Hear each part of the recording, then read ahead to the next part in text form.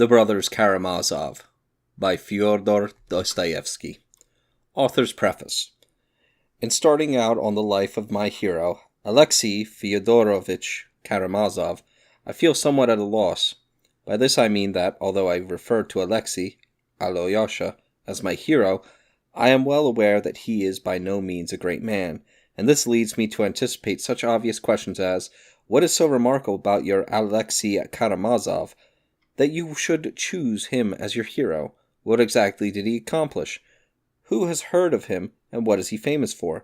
And why should I, the reader, spend time learning the facts of his life?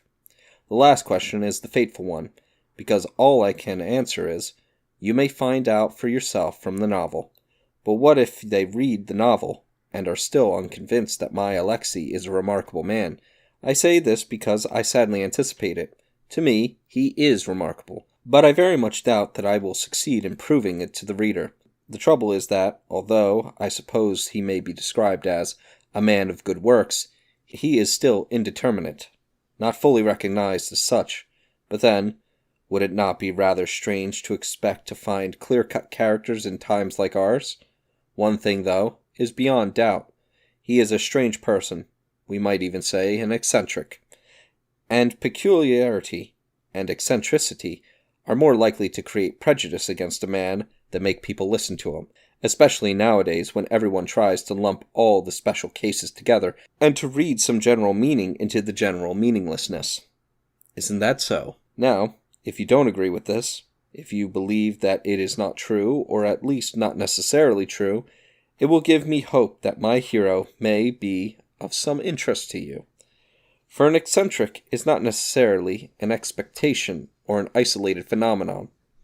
Indeed, it often happens that it is he who embodies the very essence of his time, while his contemporaries somehow seem to have been cut loose from it by gusts of an alien wind. Had it not been for one more difficulty, I would not have ventured into these boring and unclear explanations. I would have started the novel directly without any introduction, reasoning that a reader will finish the book anyway, if he is enjoying it. And the additional difficulty is that, although I have only one life story to tell, there are really two novels here. The main novel is the second one, which describes the life of my hero in our time at this very moment. As to the first novel, it takes place 13 years ago, and is perhaps not even really a novel, but just the description of an important phase of the early youth of my hero. However, I cannot dispense with this first novel because much of the second novel would be incomprehensible without it, and this complicates my original difficulty even further. If I, the biographer, feel that even one novel may be too much for a modest and obscure hero like mine, how can I come forward with the two novels about him? How can I justify such presumptuousness? Being unable to puzzle out these questions, I have decided to leave them unanswered. No doubt, a perspicacious reader will have guessed from the outset that this was what I was driving at, and will be all the more irritated with me for spouting useless phrases and wasting his precious time. Well, I'll answer that precisely. I have been spouting useless phrases and wasting precious time for of all, out of politeness, and, secondly, out of slyness, to be able to say later, well, I more or less warned you, didn't I?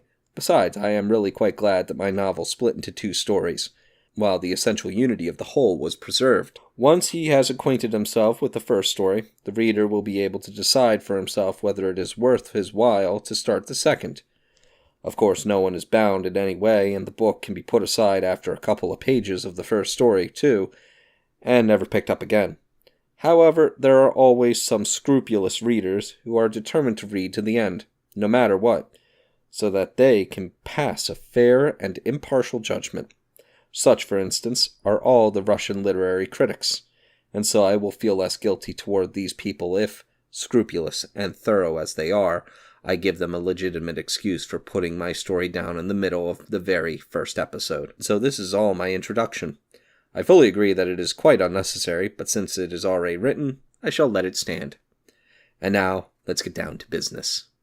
The Brothers Karamazov by Fyodor Dostoevsky. Book 1. A Peculiar Family History. Chapter 1. Fyodor Pavlovich Karamazov.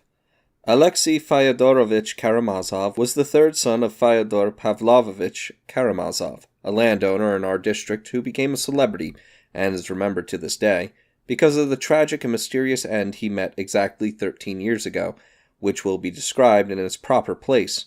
For the moment, I will only say of this landlord, as they referred to him here, although he spent hardly any time on his land, that he belonged to a peculiar though widespread human type, the sort of man who is not only wretched and depraved, but also muddle-headed in a way that allows him to pull off all sorts of shady little financial deals and not much else.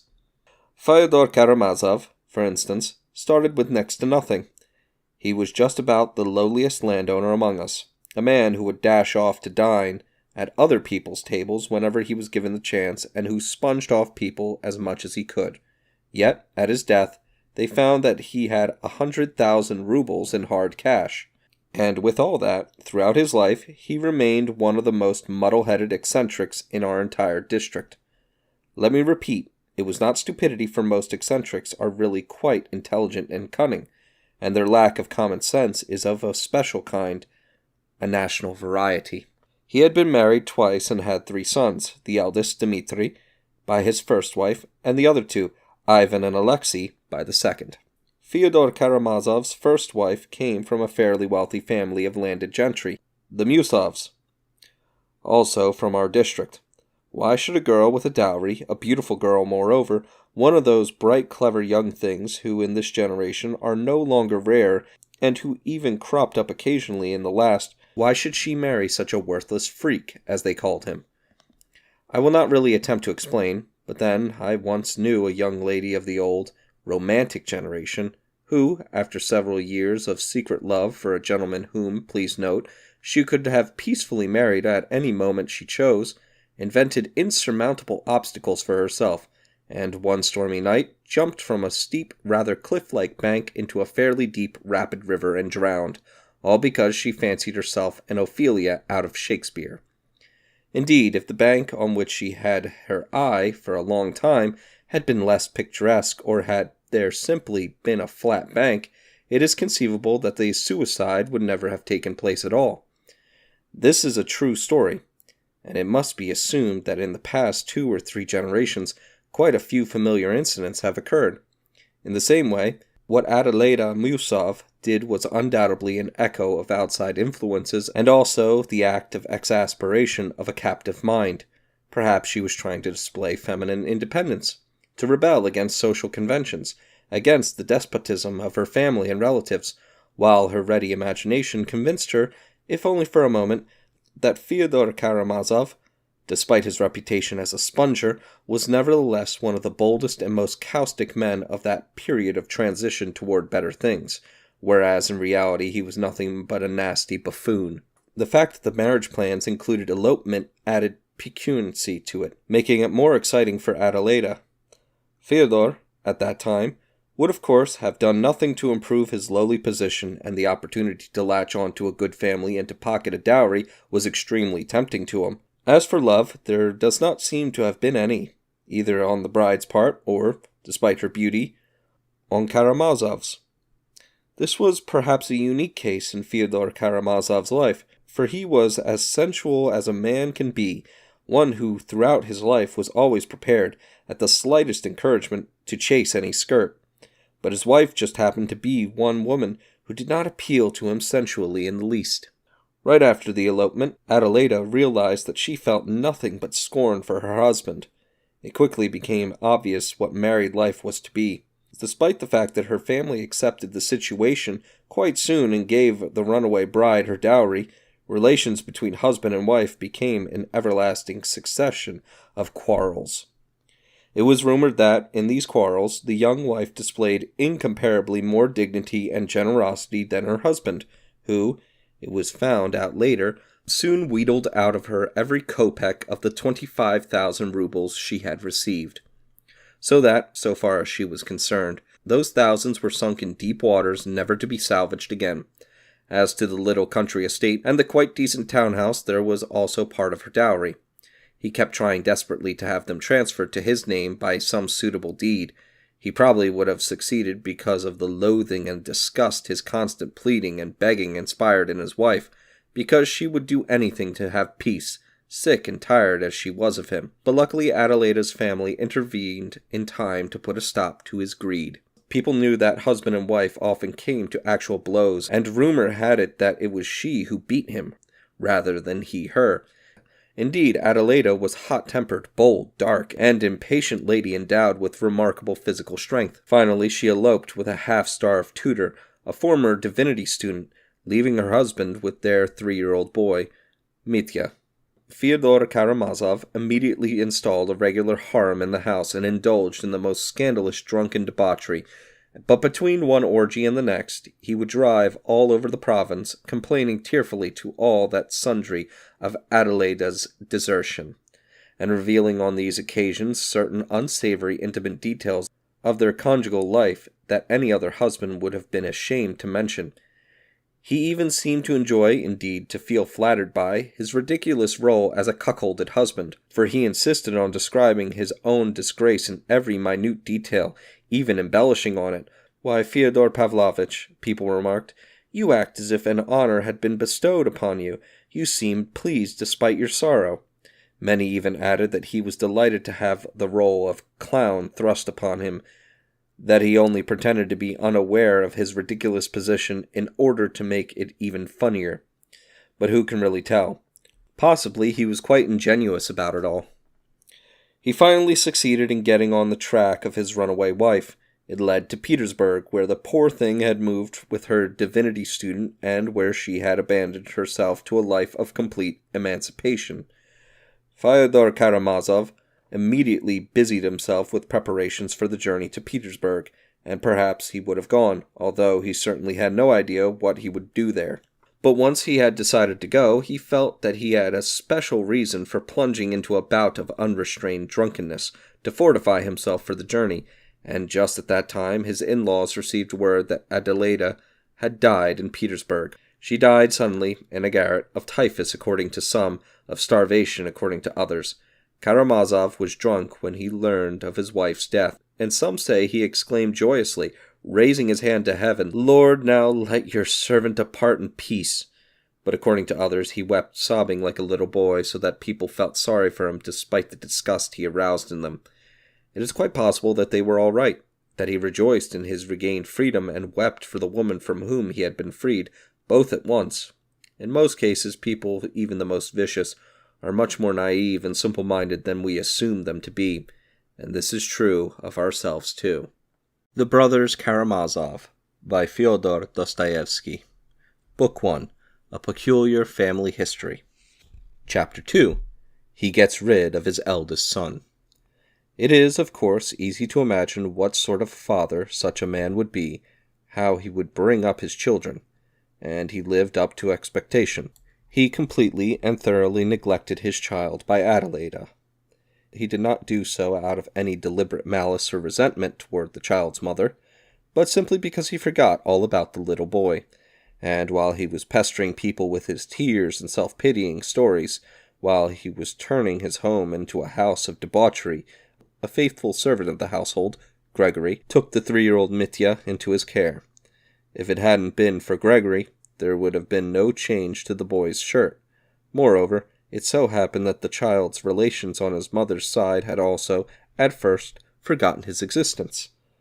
Mitya's grandfather, that is, Adelaida's father, Mr. Musov, was no longer alive. His widow, Mitya's grandmother, had moved to Moscow, and was in very poor health. And in the meantime, Adelaida's sisters had married and moved away, so Mitya spent almost a year in Gregory's little house in the servants' quarters, and even if his father had occasionally remembered him, he could not, after all, have been completely unaware of the child's existence. Karamazov would have sent his son back to the servants' quarters anyway, because a child would have been in the way during the orgies. But one day a first cousin of Adelaida's returned from Paris, Peter Musov, who was later to settle abroad permanently, was at that time still a young man, but he was already an exception among the Musovs. He was an enlightened, big-city gentleman, glittering with foreign polish, a European through and through, who, in later life, was to become a typical liberal of the 1840s and 1850s. In the course of his life, he came in contact with some of the most liberal minds of his era, both in Russia and abroad. He met Proudhon personally, as well as Buchanan, and, toward the end of his wanderings, liked the best to tell of his experiences during the 3 days of the February Revolution of 1848, which he had witnessed in Paris, implying that he himself had taken part in it, just short, perhaps, of manning the barricades. This was one of the most gratifying recollections of his youth. He was a man of independent means, with an income from an estate of 1,000-odd souls, as property was evaluated in the old days. That splendid estate was located just outside our town and bordered on the lands of our famous monastery.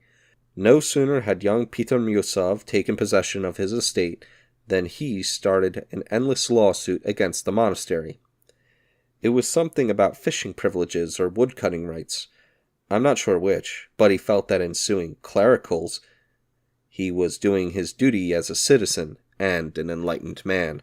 When Musov heard what had happened to Adeleda, whom he, of course, remembered having even, at one time, taken a special interest in her, and when he learned of Mitya's plight, he decided to intervene, although that involved approaching Karamazov, whom Musov loathed and despised with all the ardor of youth. This was the first time that he had met Fyodor Karamazov. He told him point-blank that he wished to take the boy and be responsible for his education. Later he'd like to tell at length what had happened at that meeting, because he felt it revealed a great deal about Karamazov's character. When Musov first broached the subject of Mitya, the fellow stared at him blankly, as though he could not understand what child Musov was talking about, and he seemed positively taken aback when reminded that he had a young son. And although Musov's story may have been exaggerated, there was certainly an element of truth in it. It is a fact that all his life Karamazov liked to act the fool and assume all sorts of surprising roles. He would do so even when he had nothing to gain. Indeed, even when it could be positively to his disadvantage, as in this instance. This is a quirk found in many people, even very clever ones, let alone the likes of Fyodor Karamazov. Musov at first went about the matter with some zest, and was even appointed Mitya's guardian, jointly with Karamazov, since the boy had, after all, the small estate in the townhouse coming to him as his inheritance from his mother, and he moved the boy to his house. But not being tied down by a family of his own, just as soon as he had wound up his business in our town, which consisted of collecting the revenue from his estate, he went dashing off to Paris for a long stay. He left the boy in the care of a relative of his, a lady who lived in Moscow. Musov settled in Paris for good and lost sight of Mitya, his interest in the boy petering out completely after the February Revolution, which made such an ineradicable impression on him. In the meantime, the Moscow lady died, and Mitya passed into the care of one of her married daughters. I believe he had to change homes for a fourth time soon afterward. I won't expand on this topic here, since I will have a great deal to say after about this firstborn son of Fyodor Karamazov's, but I must supply a few facts right away, without which I could not even begin my novel. First of all, Mitya, that is, Dmitry Fyodorovich Karamazov, was the only one of Fyodor Pavlovich Karamazov's son who grew up under the impression that, however hard up he might be, he would, when he came of age, come into his inheritance from his mother, and that he would then be financially independent. He was unruly as a boy, and as a young man. He dropped out of the classical secondary school, but later was admitted to military school. From there he was sent on active duty with an army unit in the Caucasus, where he was given an officer's commission in the field. He was soon demoted to the ranks for fighting a duel, only to be restored to his rank again for gallantry. After this he led a wild, gay life that cost a good deal of money, since, until he came of age, he never received a single kopeck from his father. He was deep in debt by the time that day arrived. He only met and got to know the old man when he came to our town to demand an accounting of the estate left him by his mother. It would appear that, even then, Dmitri took a dislike to his father. He stayed at the paternal house only a short time, leaving as soon as he had managed to get a very small sum from the old man, together with some vague agreement about sending him the revenue from his estate. It must be noted here that on this occasion Dmitri failed to find out from his father what the total worth of his estate was, or what income it yielded. Karamazov discovered right away, and this must be noted too, that his son had an erroneous and exaggerated notion of his inheritance, and this discovery pleased him, for it fitted in with his own schemes.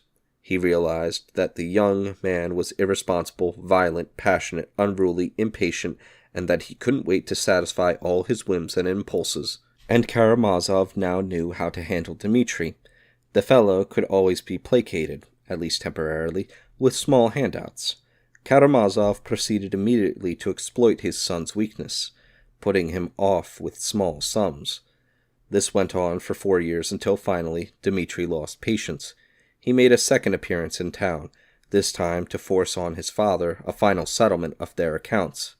He was quite stunned to hear from Karamazov that he had already received, in the many installments, a sum amounting to the value of his estate, that is, that, if anything, it was he who was now in debt to his father, and that, moreover, in view of such and such an agreement, which he himself had insisted upon at one point, he had renounced all further claims, etc., etc. The young man was dumbfounded, accused his father of cheating him, and acted as if he would go out of his mind. It was this confrontation between Karamazov and his eldest son that led to the catastrophe which is the subject, or at least the external plot, of my first preliminary novel. But before I start on that narrative, I will have to say a few words about Karamazov's other sons and explain their origins. The Brothers Karamazov, by Fyodor Dostoevsky. Part 1. A Peculiar Family History. Chapter 3. The Second Marriage and the Second Family. Shortly after getting the 4-year-old Mitya off his hands, Fyodor Karamazov married a second time. His second marriage lasted 8 years. He brought back his second wife, Sophia, who was a very young girl from another province, where he had gone to transact some small business affair with a Jew who was his partner in the deal. Drunkard and lecher though he was, Karamazov was constantly on the lookout for a profitable opportunity to invest some of his capital, and, since he was encumbered by scruples, these ventures were usually quite successful. Sophia was the daughter of an obscure deacon. She lost her parents in early childhood, and, having no other relatives, was brought up by a wealthy old lady, the widow of General Vorokov. The old woman was her benefactress and her tormentor. I don't know the details, but I heard that one day the meek and uncomplaining creature had to be cut down from a rope she had tied to a nail in the storeroom.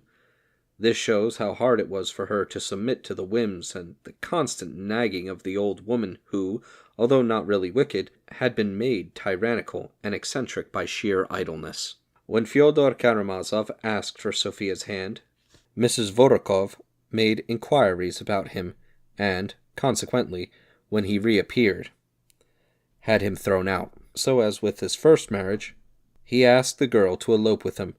Had Sophia known a bit more about his past, she might have turned him down, even in her situation. But everything had taken place in another province, and besides, what judgment could a 16-year-old girl make, when all she felt was that she would rather jump in the river than stay with her benefactress? This is how the poor thing came to exchange a benefactress for a benefactor. This time, Fyodor Karamazov didn't get any dowry. The general's widow was outraged and refused to give her charge a single kopeck, laying a curse upon them both instead. But then, on this occasion, collecting a dowry had not been Karamazov's main motive. Although up until then he had been aroused exclusively by the coarser types of feminine good looks, the lecher's imagination was caught now by the striking beauty of this innocent creature, and, indeed, by her childlike innocence itself. As he used to say himself later, with a nasty snicker, those innocent eyes of hers slit my soul open like a razor. In a lecher like Fyodor Karamazov, of course, it only added a new spice to his sensual desires. He felt that, since he had accepted this wife without dowry, he had every right to treat her without any consideration whatever. She was, he said, indebted to him, since he had practically cut her down from a rope. He took advantage of her phenomenal humility to trample underfoot the most ordinary decencies of marriage, even to the point of bringing loose women into the house and holding orgies in her presence. To indicate how far he went, I will mention that Gregory, the dour, stupid, argumentative old servant, who had hated his former mistress, Adelaida, now took Sophia's side, stood up for her, and swore back at his master in a manner that was quite intolerable from a servant. Once he even broke up a party and drove the guests and the woman out of the house. After a while, the wretched girl, who had been terrorized since early childhood, broke down, afflicted with a nervous disorder sometimes found in the peasant women, who are called shriekers. Her sickness brought on attacks of hysteria so violent that at times she completely lost her reason. But this did not prevent her from bearing Fyodor Karamazov 2 sons, Ivan, in the first year of marriage, and Alexei, 3 years later. When she died, Alexei was only just over 3, but I know for sure that he remembered his mother all his life, though, of course, as in a dream. After their mother's death, the fate of the 2 little boys was a repetition of their older brother Mitya's. Their father seemed to forget them immediately, and they were so completely neglected that, like Mitya before them, they ended up in Gregory's cottage, and it was in the servants' quarters that the boys were found by the rich and eccentric widow of General Vorokov, their mother's former benefactress. For the entire 8 years of the marriage, she had seethed under the insult she had received, but she had kept herself constantly informed about Sophia and knew all about her sad plight, her sickness, and the outrageous situation in which she was caught. When she heard these things, she would comment to her lady companions, "It serves her right. God is making her pay for her ingratitude." Exactly 3 months after Sophia's death, the general's widow suddenly appeared in our town, going straight to Mr. Karamazov's house. Altogether, she spent only half an hour in town, but the amount she accomplished in that short time was amazing. When she arrived late in the afternoon, Fyodor Karamazov, whom she had not seen for 8 years, came out to meet her in a rather besotted state.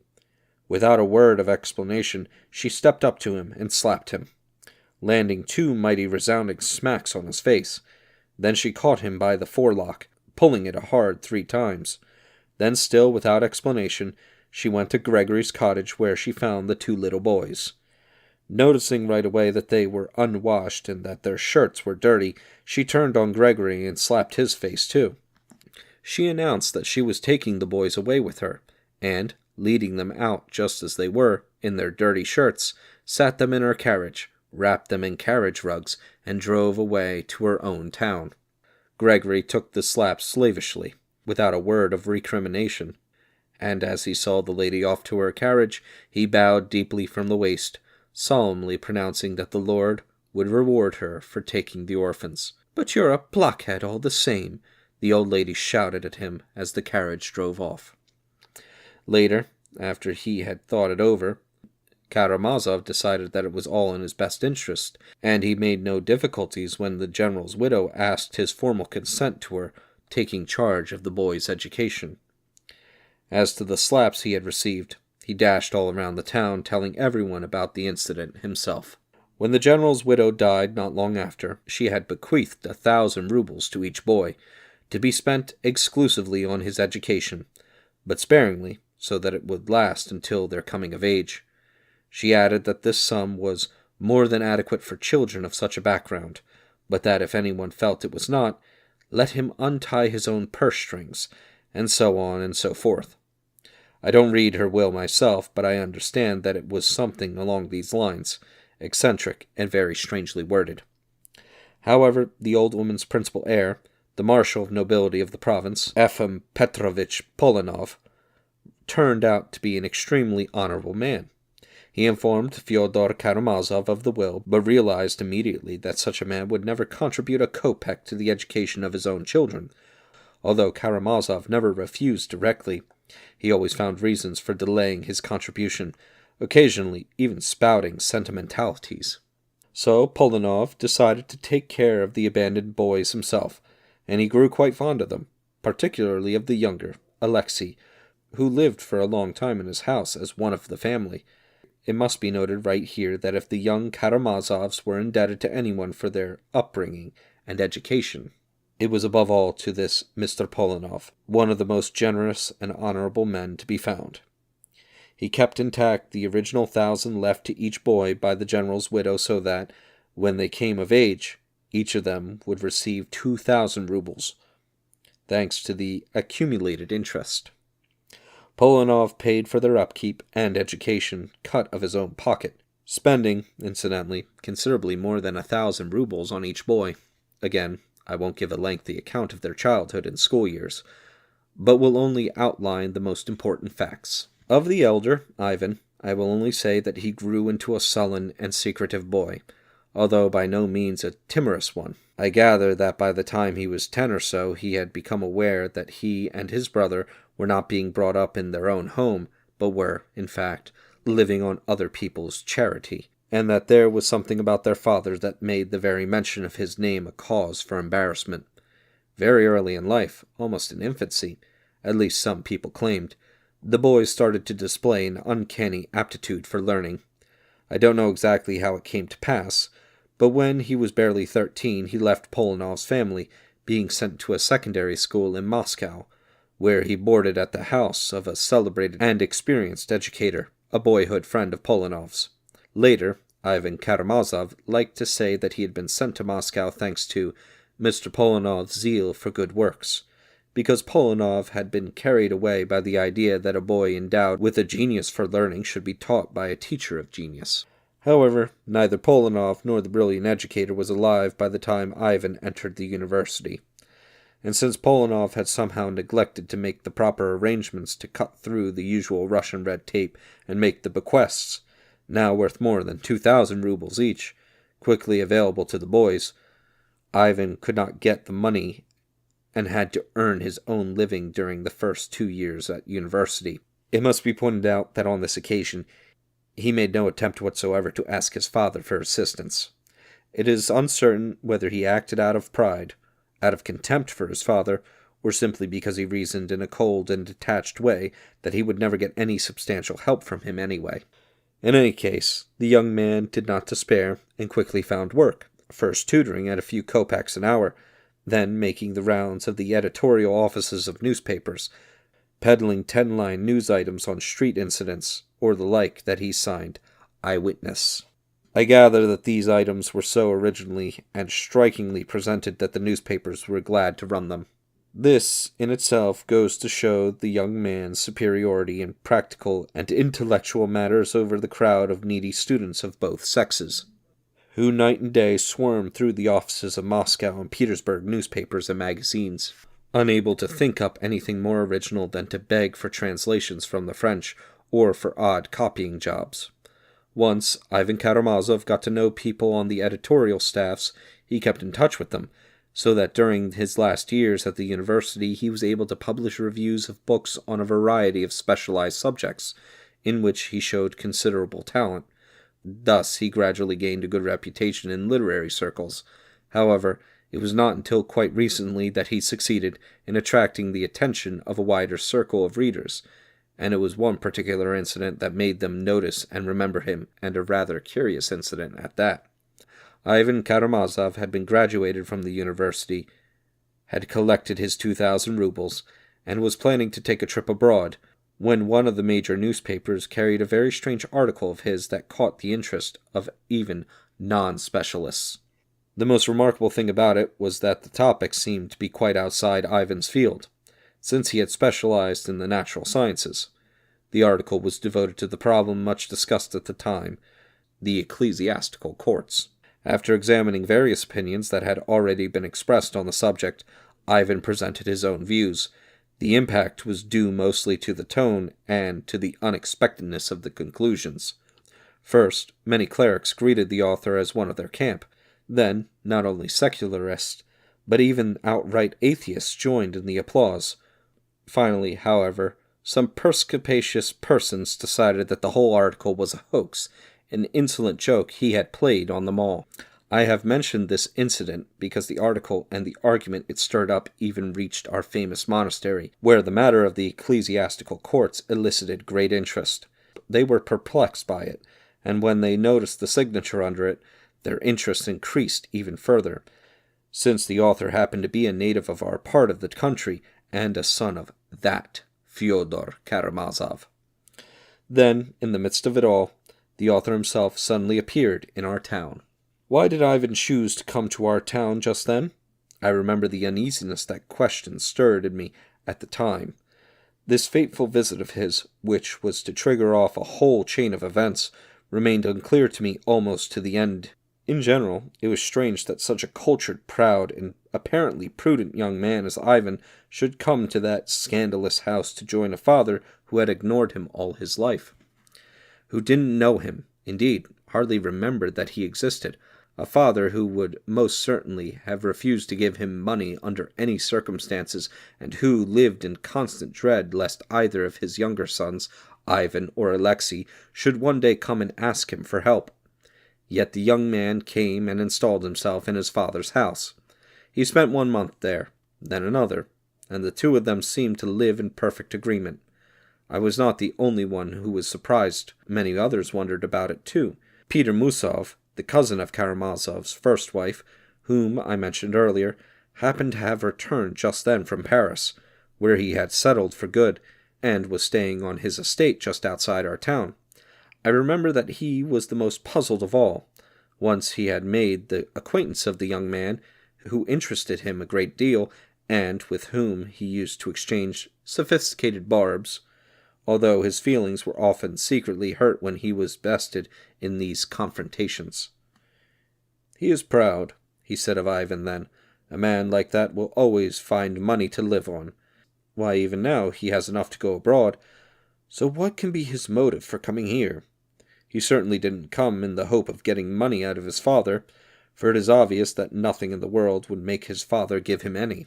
Nor does he go in for wine and debauchery, and yet old Karamazov seems unable to take a step without him.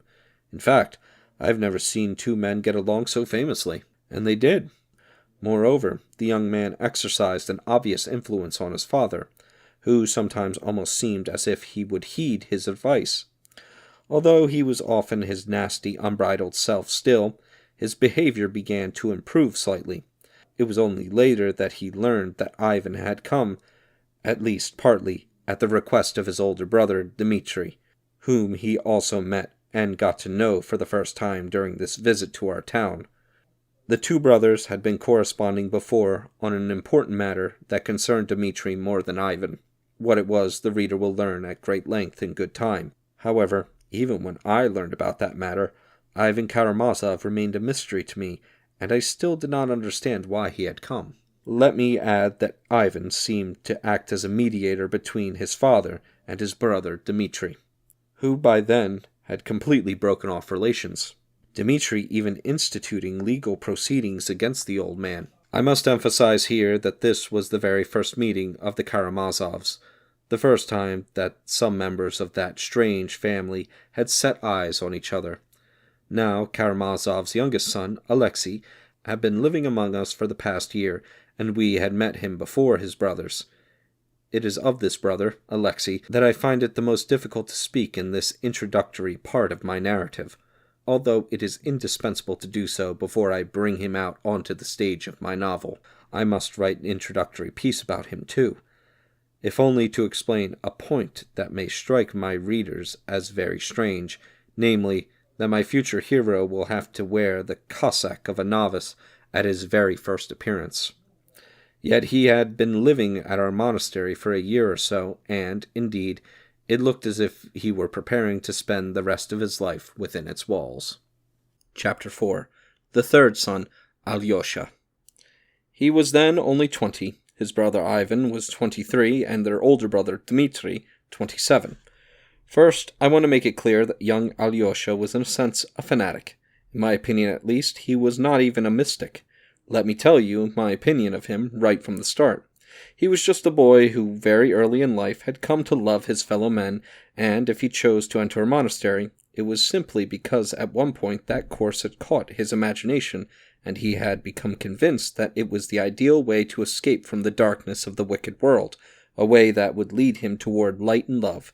This particular way had caught his attention, only because he had happened to meet a man who made an overwhelming impression on him, the famous Zosima, the elder of our monastery, to whom he had become attached with all the ardor of the first love kindled in his insatiable heart. I will not deny, however, that he was already rather strange even then, because he had been estranged from the cradle. As I have already mentioned, he was just 3 when he lost his mother, yet he always remembered how she looked and how she caressed him, just as if she were standing alive before me, he would say. Such memories can be preserved, as everyone knows, from even earlier age, even in a 2-year-old, but they are like bright spots standing out in the darkness. A tiny lighted fragment of a huge canvas, while the rest of the painting remains faded and dark. So it was with Alyosha. He remembered a certain evening, a quiet summer evening, an open window, the slanting rays of the setting sun. The slanting rays were the clearest part of his recollection. An icon with a lighted lamp in the corner of the room, kneeling before the icon, his mother, sobbing hysterically, screaming and shrieking, clutching him with both hands so tightly that it hurt, praying to the Mother of God for him, then holding him away from her toward the icon, as if putting him under the protection of the Mother of God. Then all of a sudden a nanny rushes into the room and snatches him away from his mother in alarm. Ah, that picture. Alyosha always remembered the way his mother's face had looked at that second. He described it as both frenzied and beautiful, but he rarely confided this recollection and to very few people. As a child and as a boy, Alyosha was rather reserved, one might even say uncommunicative. He was not distrustful, however, or shy and unsociable, but the opposite, in fact.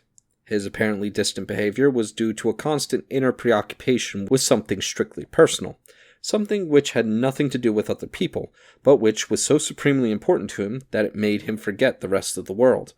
But he certainly loved people. Throughout his life he seemed to believe in people and trust them, and yet no one ever thought him simple-minded or naive. There was something in him, and it stayed with him all his life, that made people realize that he refused to sit in judgment on others, that he felt he had no right to, and that, whatever happened, he would never condemn anyone. He gave the impression that he could witness anything without feeling in the least outraged, although he might be deeply saddened.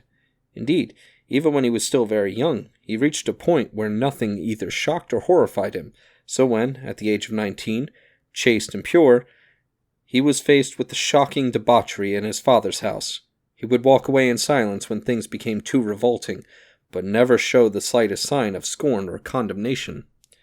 His father, because earlier in life he had scrounged off other people, had developed a special sensitivity to people's attitudes, and was prepared to interpret anything as a personal slur. So at first he viewed Alyosha with gruff distrust. The fellow doesn't say much, but he is thinking all kinds of things underneath. Within 2 weeks, however, he was constantly hugging and kissing his son. True, the tears that rolled down his cheeks at these times were drunken tears, and the outpourings that punctuated his embraces were those of a besotted sentimentality. Yet it was obvious that the old man had come to love his son deeply and sincerely. In fact, his feelings for Alyosha were such as a man like him could never have expected to have for anyone. But then everybody liked the boy, wherever he went, from his early childhood on. When he found himself in the house of Mr. Polenov, his guardian and benefactor, the whole household became attached to him as if he were one of the family. And it must be remembered that when Alyosha was first brought there, he was very young and cannot have set out to gain their affection calculatingly, by trying to please or by cunning flattery. The gift of making people love him was inherent in him. He gained people's affection directly and effortlessly. It was part of his nature, and it was the same at school, although one would have thought him the kind of boy to provoke distrust in his comrades, to become the target of their jokes, and sometimes even of their hatred. For instance, he would often become absorbed in his thoughts and, as it were, withdraw from the world. Even as a very small boy, he would go off into a quiet corner and read a book. And yet his schoolfellows liked him so much that it can be said that he was the most popular boy in the school all the time he was there. He was seldom playful, or, for that matter, even merry, but a look at him was sufficient to see that there was nothing sullen about him, that, on the contrary, he was a bright, good-tempered boy. And he never tried to show off to the other boys, perhaps because he was never afraid of anyone. Yet the boys felt right away that he was in no way proud of his fearlessness, that it never even occurred to him that he was fearless or bold. He also never held a grudge when someone offended him. An hour later he would answer the offender or speak to himself with a trustful, friendly look as if nothing had happened. And it wasn't that he had forgotten, or, having thought it over, had decided to forgive the insult. It was simply that he no longer felt offended. It was this trait that won all the boys over to him, and made them love him. He had, however, one peculiarity that, throughout his school years, incited his comrades to tease him, not because they were mean, but because they found it funny. This was a fierce, frantic modesty and chastity. He could not bear to hear dirty words or a certain type of talk about women. Unfortunately, though, such words and such talk are inevitable at school. Boys, pure at heart, mere children, often whisper in class or even say certain things aloud that describe certain scenes that even soldiers would hesitate to mention. For one thing, there is much that soldiers do not know or understand that is quite familiar to very young boys in our intellectual and upper classes. In this there can hardly be moral depravity or perverted inner cynicism as yet, but there is that outward cynicism which they consider truly refined and subtle, something daring and worthy of emulation. When the other boys realized that Alyosha Karamazov stopped up his ears as soon as they started talking about those things, they would crowd around him, tear his hands away, and scream obscenities into his ears, while Alyosha tried to break away, throwing himself onto the ground, trying desperately to cover his ears with his hands, struggling without a word, bearing it all in complete silence. In the end, however, they left him in peace and stopped calling him little girl, at most feeling a little sorry for him for being so peculiar in that respect. I must mention, by the way, that although academically Alyosha was always among the top students, he was never actually the first in his class. When Polonov died, Alyosha still had 2 years to go at the secondary school of her province. Very shortly after losing her husband, the inconsolable widow took all her daughters, they had no sons, on a long trip to Italy, sending Alyosha to live with 2 ladies who were distant relatives of Mr. Polonov's. Alyosha, who had never seen them before, did not know what the financial arrangements were. This was another trait that was very characteristic of him. He never cared whose money he lived on. In this respect, he was a striking contrast to his brother Ivan, who worked hard to support himself during his first 2 years at the university rather than ask for help, and who had been painfully aware, ever since his childhood, of living on the charity of strangers.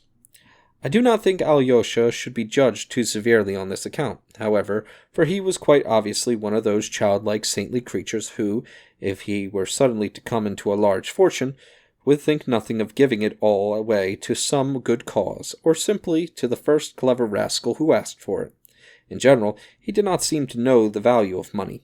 I do not mean that literally, of course, but when he was given pocket money, for which he never asked, he either kept it for weeks on end without knowing what to do with it, or spent it at once on anything. After observing Alyosha for some time, Peter Myusov, who set great store by bourgeois respectability, and was very punctilious in money matters, passed the following somewhat paradoxical judgments on him. "Alyosha," Myusov declared, "may be the only man in the world who, if left all by himself in the middle of a strange city inhabited by 1,000,000 unknown people, would never suffer from cold or hunger, for he would immediately be offered food and shelter, and if no one offered him anything, he would find everything he needed right away himself, and it would cost him no effort, nor make him feel in the least humiliated, nor, for that matter, would he be imposing himself on others. Just the contrary, they would all be only too happy to do things for him." Alyosha did not finish school. When he was still a year away from graduation, he told the ladies he lived with that he had to go and see his father to discuss an idea that had occurred to him. The 2 ladies, who were sorry to lose him, tried in vain to persuade him to stay. Since it was not an expensive journey, he planned to pay for it by pawning his watch, a parting gift from Mrs. Polonov, but the 2 ladies wouldn't hear of it. They gave him a goodly sum of money, and, in return, bought him a complete wardrobe. Alyosha, however, returned half the money, assuring them that he preferred to travel 3rd class. When he first arrived in our town, his father questioned him suspiciously, trying to find out just what had brought him here before he had finished school. Instead of answering, Alyosha plunged into his private thoughts, as he often did. It soon became clear that he was seeking his mother's grave, and he himself practically confirmed that this had been his real reason for coming. But it can hardly have been the only reason.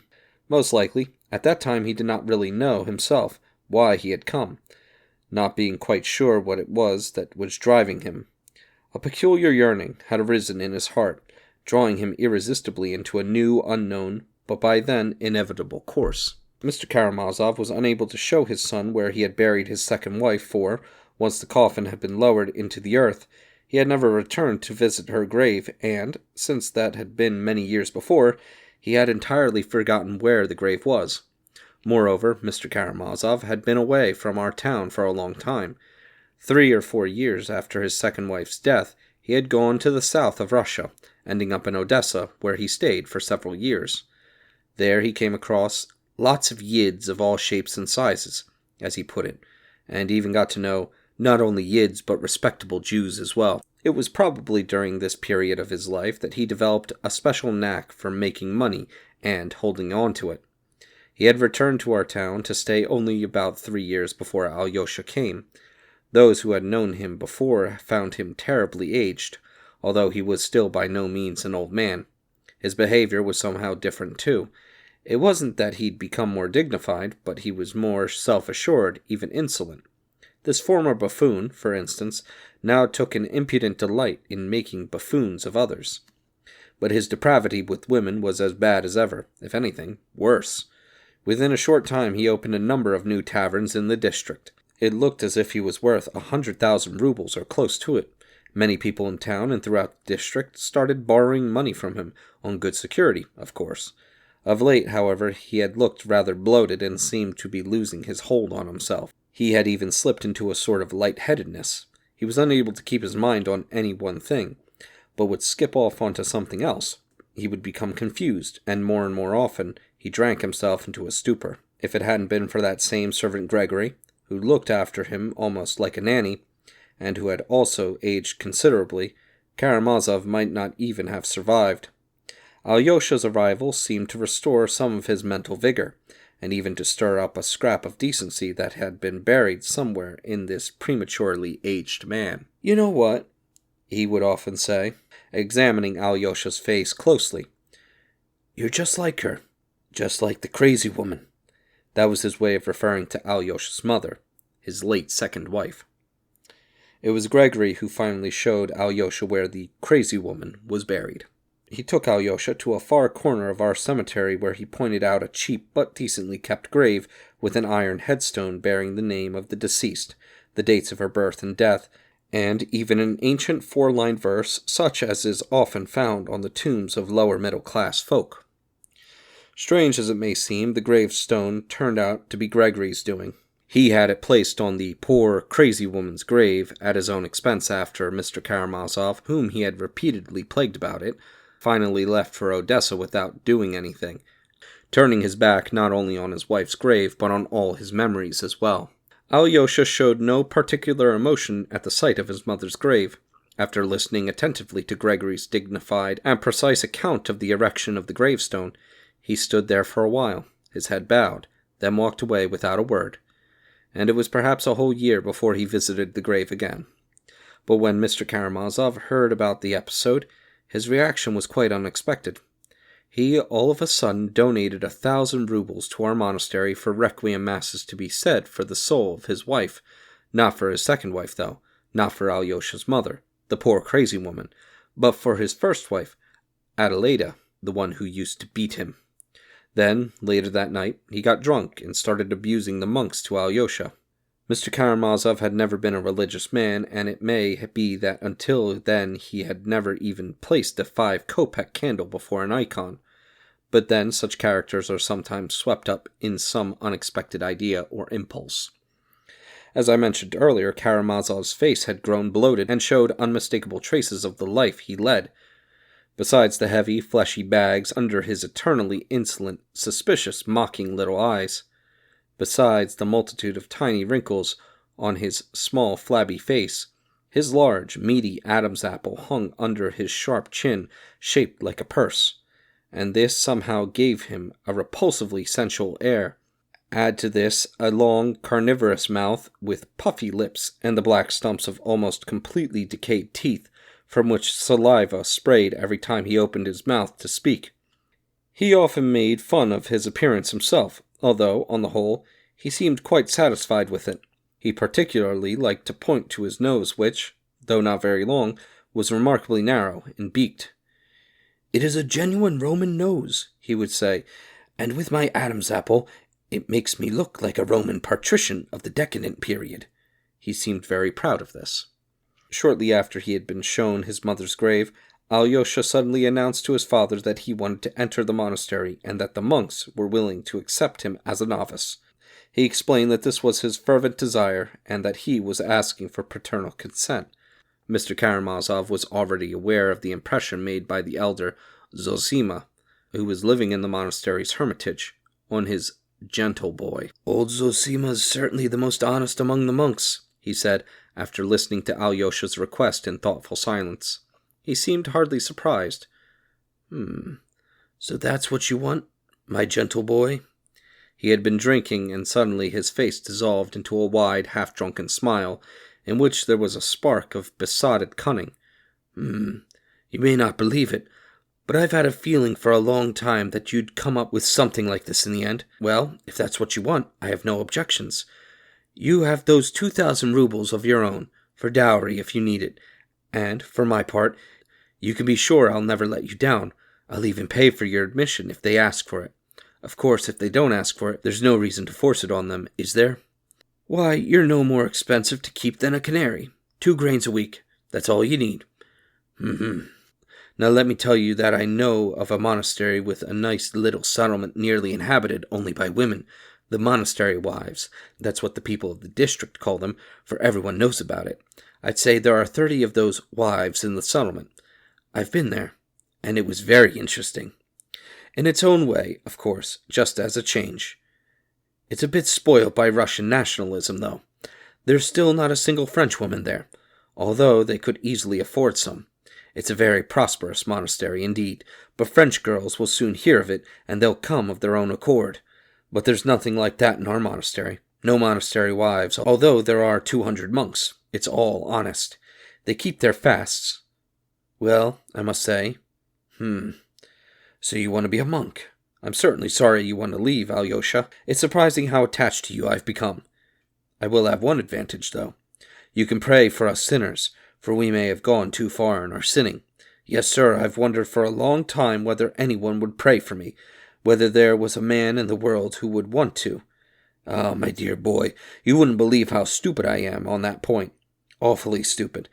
But stupid as I am about these things, I do think of them now and then.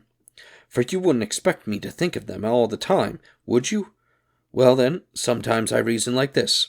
As soon as I die, the devils are sure to drag me down to their place with their hooks.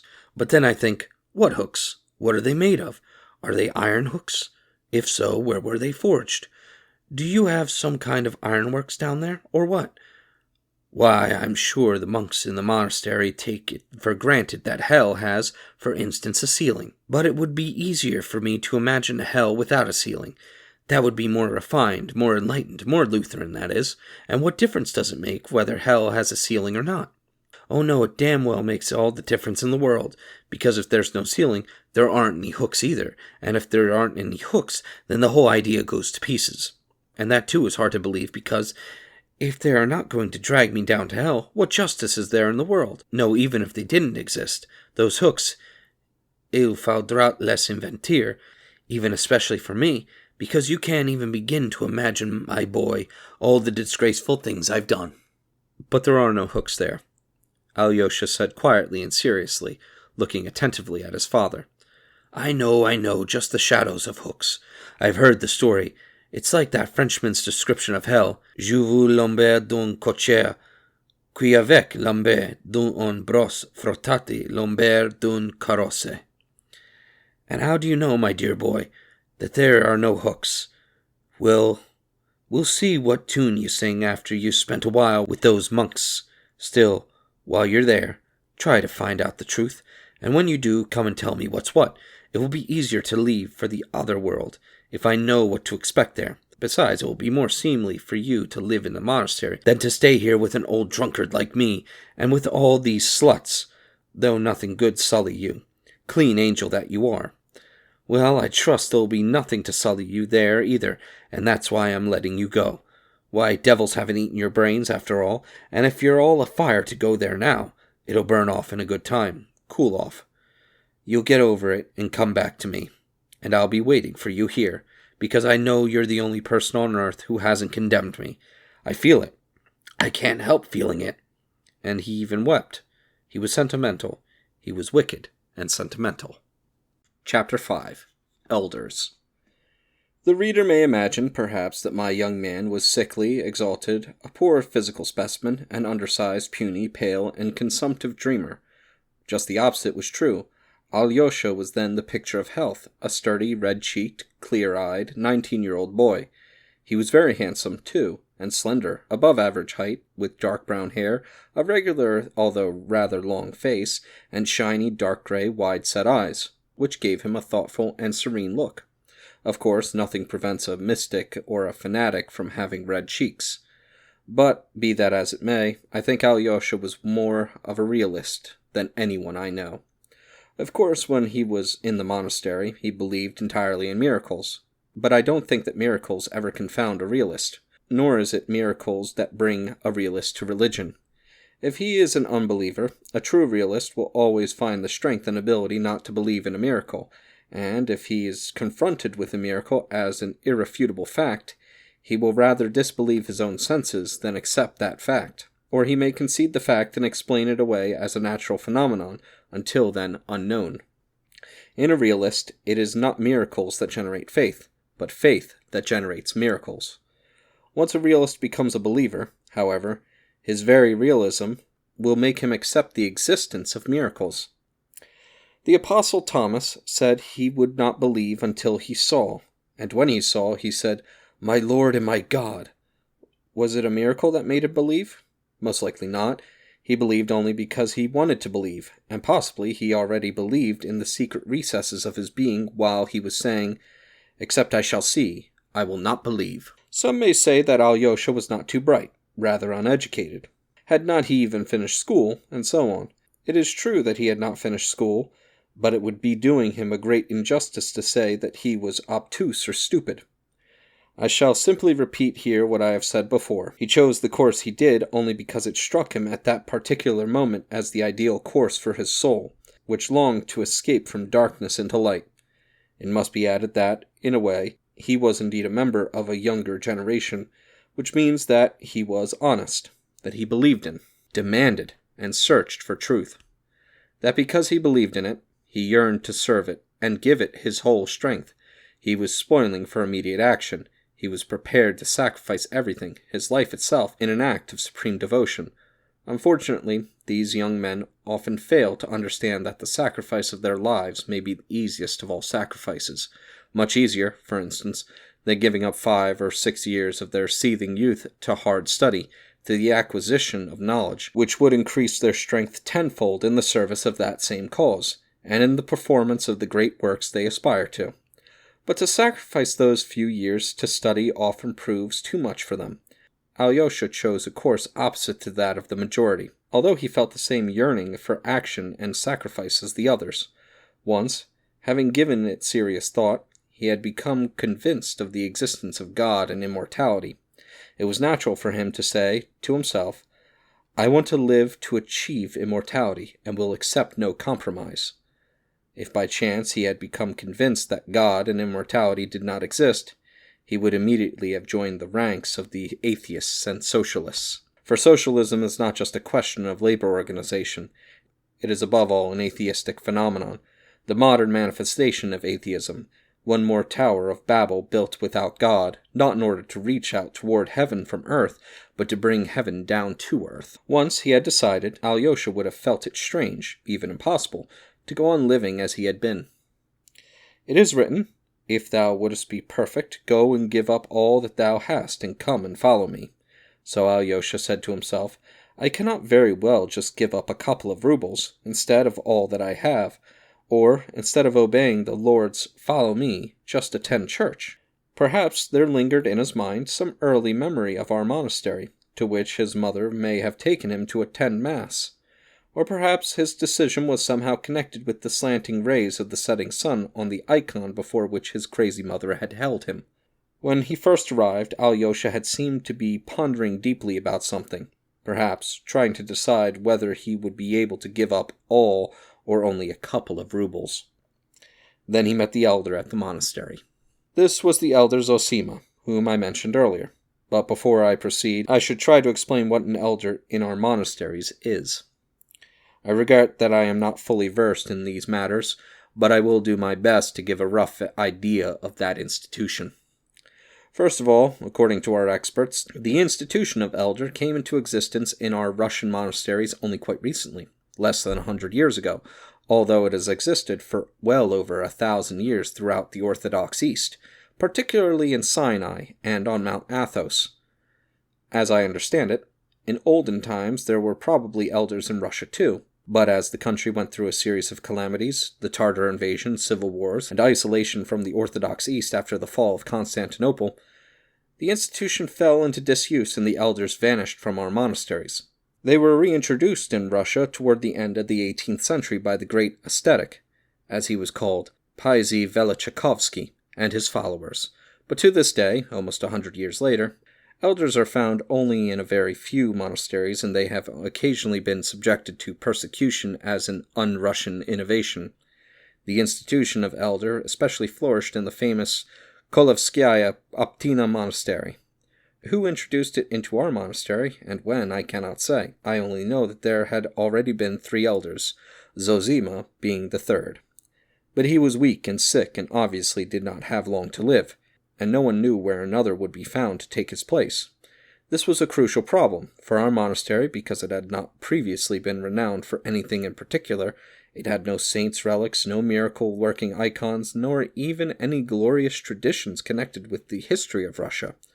Nor were there any records of special services it rendered the country. It was only thanks to its elders that it had flourished and its fame spread all over Russia. It was only to see and hear our elders that pilgrims from every corner of the country traveled thousands of miles to flock to the monastery. What precisely is an elder, then? An elder is a man who takes your soul and your will into his soul and his will. Once you have chosen your elder, you renounce your own will. You yield it to him in total submission and self-renunciation. A man who consents to this ordeal, to this terrible apprenticeship, is willing to bear it in the hope that, after a long period of trial, he will conquer himself and achieve a self-mastery that will enable him to finally attain, though a whole life of obedience, complete freedom. That is, freedom from himself, and thus avoid the fate of those who reach the end of their lives without ever having found themselves within themselves. The institution of elder is not an invention based on theory, but evolved in the East in more than 1,000 years of practice. The obligations a man contracts towards an elder are quite different from the usual obedience, such as has always existed in Russian monasteries. Once accepted by an elder, a disciple must live a life of continual confession, and the bond between the two is indissoluble. Once in the early days of Christianity, according to legend, a novice failed to carry out a command imposed on him by his elder and, instead, left his monastery in Syria and went to Egypt. There, after many heroic acts of self-abnegation, he underwent torture and died a martyr for his faith. Yet, when before burial his coffin stood in a church where he was already venerated as a saint, a strange thing happened.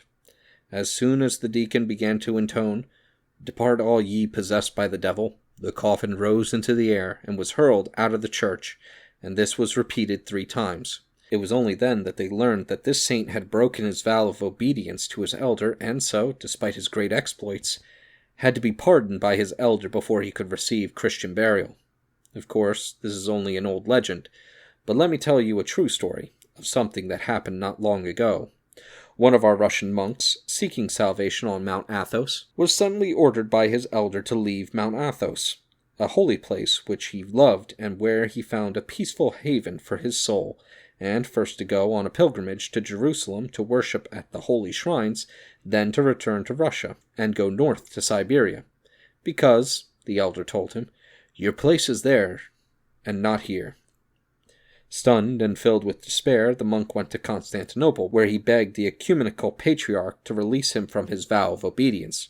But the patriarch explained that neither he nor any power on earth could ever release him from his vow of obedience, and that only the elder who had imposed the command had the power to rescind it.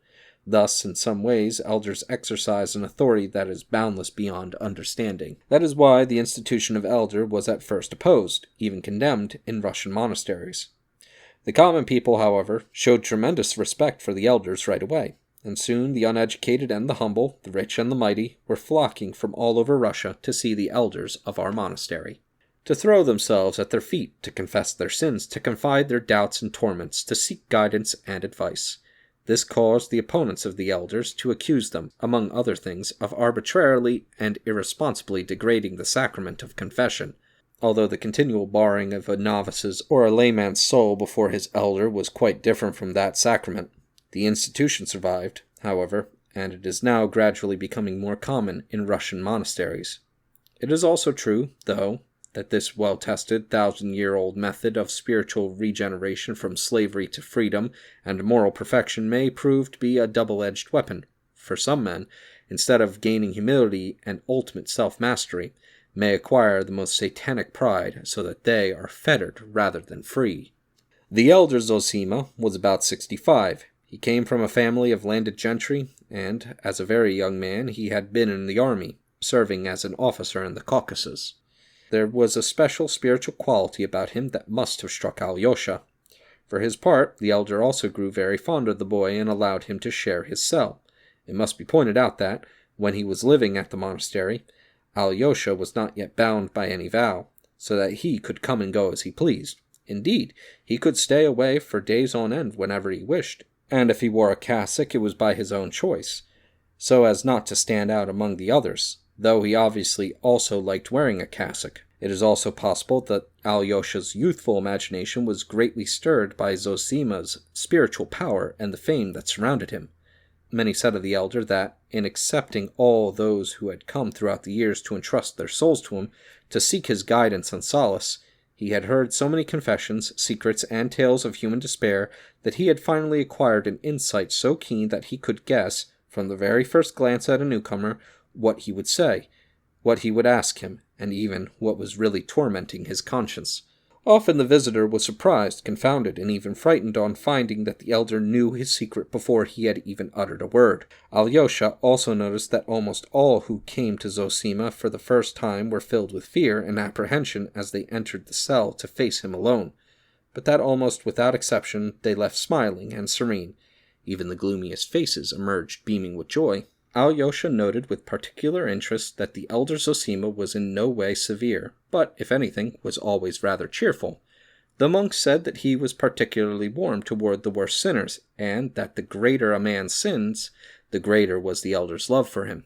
Even toward the end of Zosima's life, there were monks who hated and envied him, but there were fewer and fewer of them, and they kept their feelings to themselves, although some occupied important positions in the monastery. Such was one of the oldest monks, a man famous for the strictness of his fasts and for his long periods of silence. But without doubt the overwhelming majority of the monks were on Zosima's side, and many of them loved him deeply and sincerely. Some were almost fanatically devoted to him, and said, although not quite openly, that Zosima was a saint, and that there could be no doubt about it. And, as his end was drawing near, they expected it to be followed almost at once by miracles that would shortly bring even greater glory to the monastery. Alyosha was one of those who had unquestioning faith in Zosima's miraculous powers, as unquestioningly as his acceptance of the story about the coffin that flew out of the church by itself. He saw many who came with sick children or relatives to beg the elder to lay his hands on them and pray for them, and who returned, some the very next day, and the tears running down their cheeks, prostrated themselves before the elder, thanking him for healing the sick. The question of whether this was miraculous healing or natural recovery never even occurred to Alyosha, for he had complete faith in the spiritual power of his teacher, whose glory he felt as his own personal triumph. He felt a special tremor in his heart, and he radiated joy when the elder went out to the gates of the monastery to meet a group of humble folk who had flocked there from all over Russia to see him and ask for his blessing. They prostrated themselves before him, wept, kissed his feet and the earth on which he stood. Wailing peasant women held up their children and led the sick and hysterical village girls to him. The elder spoke to them, said a short prayer, blessed them, and sent them away in peace. Later, though, he was so weak after his bouts of illness that he hardly had the strength to leave his cell, and there were times when pilgrims had to wait several days for him to appear. Alyosha never felt the least surprised that all these people should love the elder, that they should prostrate themselves before him, weeping with emotion at the mere sight of his face.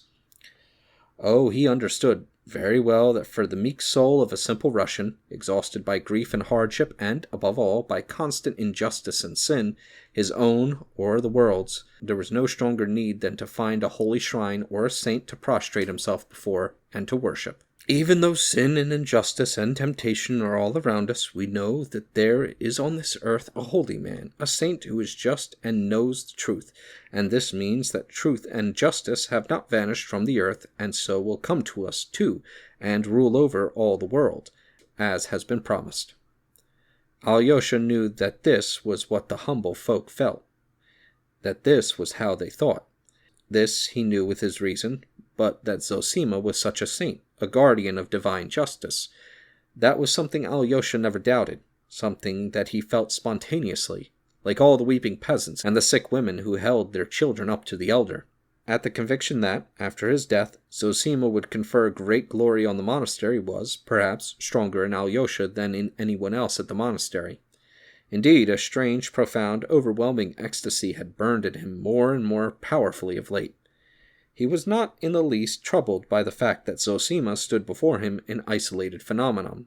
It makes no difference, he is a saint, and his heart knows the secret of regeneration for all, the power that will finally establish the rule of truth on earth. Then all men will be saints, and will love one another, and there will be no poor and no rich, no mighty and no humiliated. All will be the children of God, and the true kingdom of Christ will come. This is what Alyosha felt in his heart. The arrival of his brothers, whom before this he had not known at all, seemed to make a tremendous impression on Alyosha. He got to know his half-brother, Dmitri, more quickly than his brother Ivan, and felt closer to him, although Dmitri arrived later. Alyosha was very eager to get to know Ivan, but although his brother had been in town for 2 whole months and they saw each other quite often, they still seemed unable to really make friends. Alyosha himself was silent and reserved. He seemed a little embarrassed, and as if he were expecting something from his brother, and Ivan, although at first Alyosha felt his long and scrutinizing looks resting upon him, soon appeared to lose all interest in him. Alyosha, who was rather taken aback by this change, ascribed his brother's distant attitude to the differences in their age, and, above all, in their education. But at times he also suspected that Ivan's lack of interest and sympathy might be due to other causes about which he knew nothing. He somehow felt that Ivan was absorbed in something within himself, something very important, that he was pursuing some goal, perhaps a very difficult goal, which simply left no room for Alyosha in his thoughts, and that this explained why he looked at him so absent-mindedly. Alyosha also wondered whether the cultured atheist might not feel some contempt for a silly novice. He knew very well that his brother was an atheist, and could not possibly take offense at his brother's contempt, if contempt there was, yet he was in a state of acute discomfort for which he himself could not account, as he waited for his brother to deign to come closer to him. Dmitri, the older brother, showed tremendous respect for Ivan and spoke of him with strange emotion. It was from Dmitri that Alyosha learned the details of the important matters that had linked the 2 older brothers so closely and so strangely. Dmitri's enthusiastic admiration for Ivan struck Alyosha even more forcefully since, compared with Ivan, he was almost entirely uneducated, and the 2 offered such a remarkable contrast in character and personality that it was hard to imagine 2 men more unlike. It was at this time that a meeting, or shall we call it a gathering, of the members of this ill-sorted family took place in the elder's cell, a gathering that was to deeply affect Alyosha. Actually, the meeting was held under a false pretext. By then, the dispute between Dmitri Karamazov and his father over the inheritance and their financial dealings had reached an impasse, and their relations had become untenable. Mr. Karamazov seems to have first suggested, and that in a jocular tone, that all the Karamazovs gather in the elder's cell, without asking for Zosima's direct arbitration.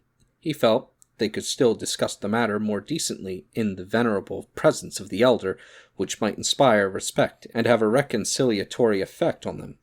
Dmitri, who had never visited the elder, indeed had never set eyes on him, thought that Zosima was being used to intimidate him, but since he secretly felt a little guilty about some of the things he had said to his father during their arguments, he accepted the challenge. It must be noted that, unlike Ivan, Dmitri was not living with his father, but was staying in a house at the opposite end of town. Peter Musov, who was in town, turned out to be particularly eager that Mr. Karamazov's suggestion should be taken up. A typical liberal of the 1840s and 1850s, this freethinker and atheist took a very active interest in the business, perhaps out of boredom or perhaps just to have a little light-hearted fun. He was suddenly eager to have a look at the monastery and at that holy man. His lawsuit against the monastery was still dragging on, and his claims over the property boundaries and the fishing and woodcutting rights were still unsettled, so he announced that he wished to see the Father Superior to try and reach an amicable settlement with him. He obviously felt that a man visiting the monastery with such laudable intentions would be received and treated with much greater consideration than an ordinary visitor who had come out of mere curiosity. He thought all these considerations might bring pressure to bear upon the elder from within the monastery. Because of his sickness, the elder had hardly left his cell at all of late, and had been unable to see even his regular visitors. In the end, however, he consented to receive them, and the day was fixed. "I wonder who has set me up as judge over them," was all he said, smiling at Alyosha. When Alyosha first heard of the planned gathering, he was very perturbed. He realized that, of all the contending parties, only Dmitri would take the whole thing seriously, while the others would come to the meeting out of motives that were frivolous and perhaps insulting to the elder. Ivan and Musov would come out of a curiosity, perhaps of the crudest sort, and his father might very easily be planning some piece of buffoonery which would turn the whole thing into a farce. Oh, although he did not talk much, Alyosha knew his father well, for, I must repeat, he was not at all the uncomplicated lad that many people supposed. So it was with a heavy heart that he awaited the day.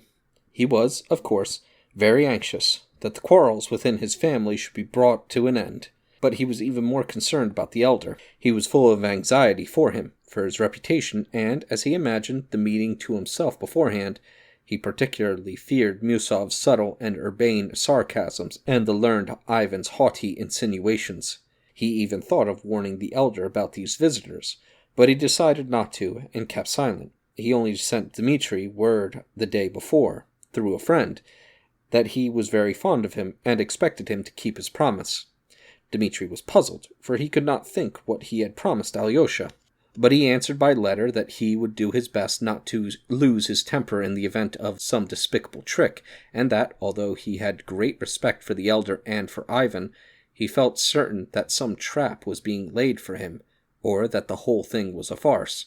Nevertheless, I'll swallow my tongue rather than offend the venerable old man whom you respect so highly, he said in concluding the letter. Alyosha hardly found this reassuring.